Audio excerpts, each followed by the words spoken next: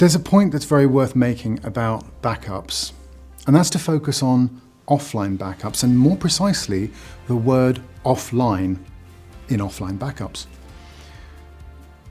We've discovered that this is very, very often misunderstood, even sometimes by professionals in the industry, the people who are responsible for taking backups and are experienced with using backup software. The idea of an offline backup is very, very simple in its essence, and that is that if an attacker compromises your infrastructure and they have gained control over your administration accounts, that compromise does not give them access to your offline backup. Because if they compromise your infrastructure, they've got your backups. Your main backup system will be under their control. The idea of offline backups is that you have a copy of your data, your virtual machines, all of it, somewhere that those attackers cannot get to. Now, that has always traditionally meant that the data must be offline, and that means something like tapes in a room in a different building. Or you've copied everything to a hard drive and you've taken that hard drive out of the system. It's not connected to the network anymore. That old assumption was that if it's connected to the network, it can be compromised because that's how it has always been.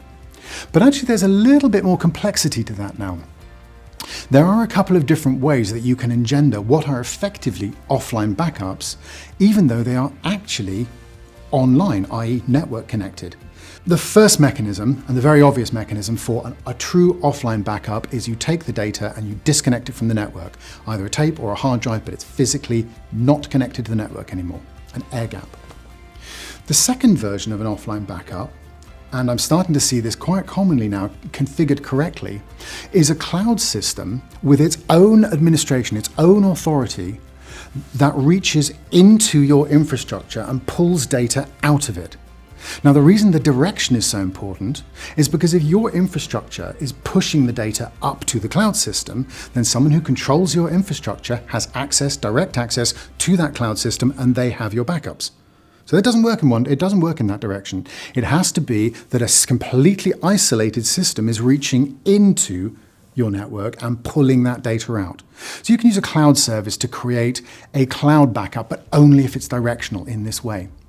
And there's a new piece of technology which is just starting to come out on the storage devices for a lot of the major vendors. And this is the idea that baked into the system, there is a switch you can flick, and it's a one-way switch that says, write this data into the data store, but that data cannot be overwritten. And the system, this device will enforce it, even to the administrators of the system. Once an administrator says, this is a read-only copy, an immutable copy, the system will not allow anything, even the administrator, to change that choice for a particular amount of time. This means that you have to have a much larger storage system, because in your core backup system, your core data store, you need enough space for that immutable copy of your data.